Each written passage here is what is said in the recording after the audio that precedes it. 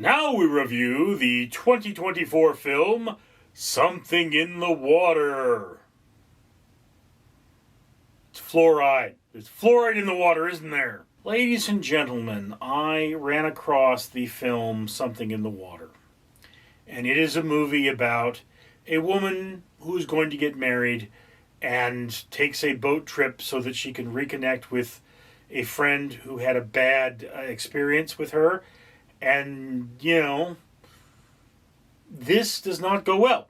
So, for every 1,000 subscribers I get, I do purchase one of these bracelets from the company 4Ocean.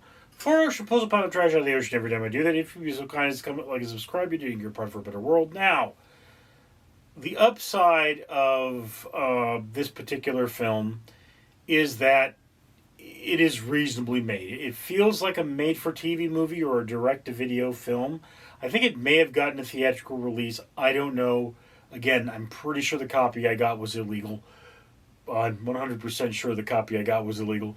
And, it is a good enough story, but it's a very told story. And, Something in the Water, when you see the first incident, you look from the wounds and think, okay, it's going to be a something. A something, as in science doesn't know what it is. Something. It's not. Okay? It's not. It is definitely a known creature, and I'm pretty sure I don't remember what the poster looks like for this, but that pretty much probably gives it away as to what's in the water.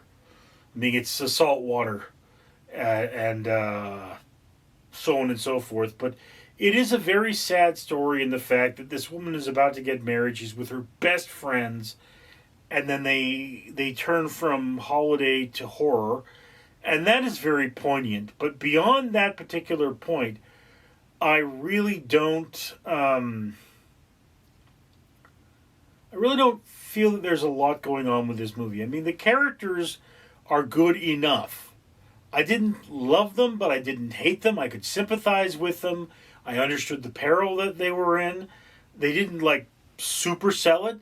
And it wasn't one of the things about horror movies is that you often have a lot of really attractive women in these horror movies.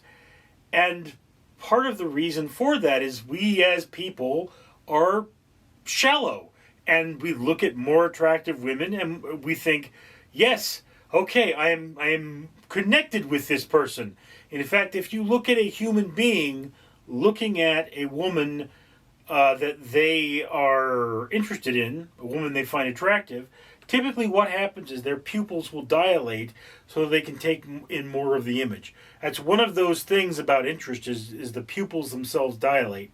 So there's a physiological response.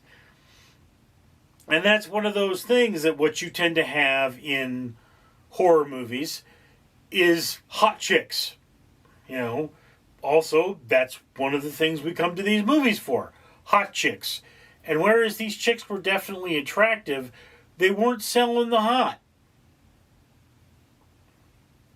It's still a competently made film, still enjoyable, but it didn't give the women enough individuality for me to really look at them and think, oh, that's the one that does this, or that's the one that's like this.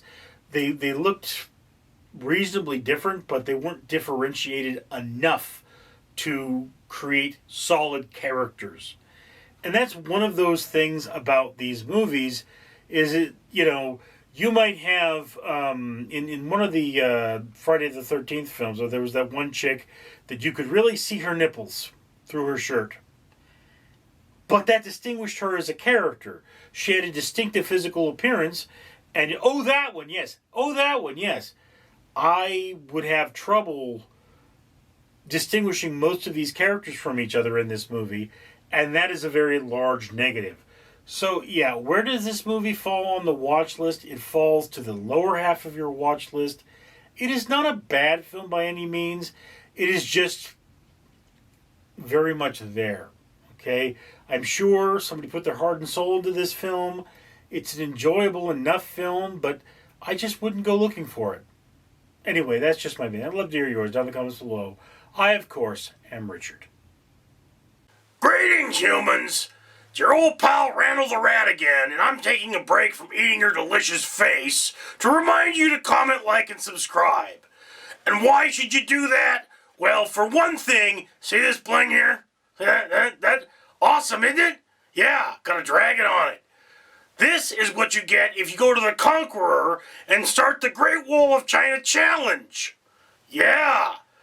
Walk long enough, bike long enough, you can plant 5 trees and get this awesome necklace, which the owner of this channel, Richard, has done for you, because he wanted to plant 5 trees and get an awesome necklace.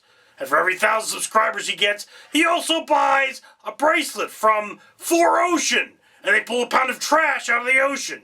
So the more money he has, the more of these challenges he buys from the Conqueror, and the more trees he plants for you.